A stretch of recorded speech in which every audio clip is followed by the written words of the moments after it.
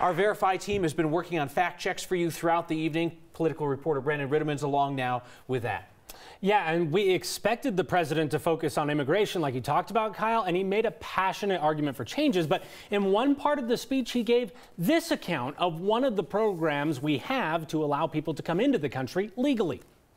The third pillar ends the visa lottery, a program that randomly hands out green cards without any regard for skill, merit, or the safety of American people. Yeah, that description is just false. The visa lottery program he is talking about doesn't hand out anything but a chance to apply for the visa. People who win that lottery have to go through an application process that does have to do with those things he mentioned. It includes background checks, security screenings, and proof of education. In fact, it says right on the website for that program, if you win the lottery, better not quit your job, sell your car, and buy a plane ticket to the U.S. because you're still going to need to get approved. The president also did something that, frankly, all presidents do. He took a victory lap on some good news about the economy, more specifically, jobs. After years and years of wage stagnation, we are finally seeing rising wages.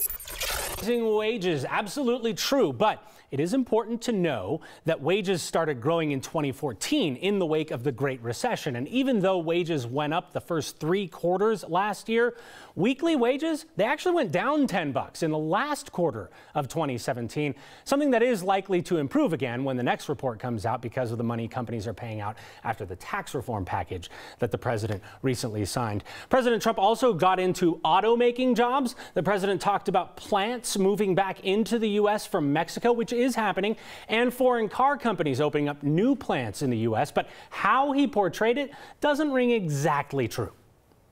Auto plants and other plants will be opening up all over our country.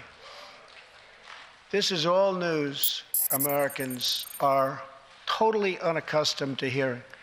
For many years, companies and jobs were only leaving us.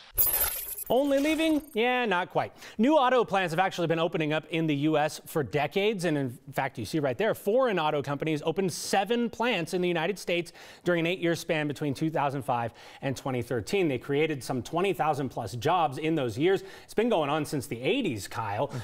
Now, there is a fair point that a lot of U.S. automakers were offshoring jobs during that same span. But to say that we just haven't seen news like this of a new plant opening in the U.S., that isn't true.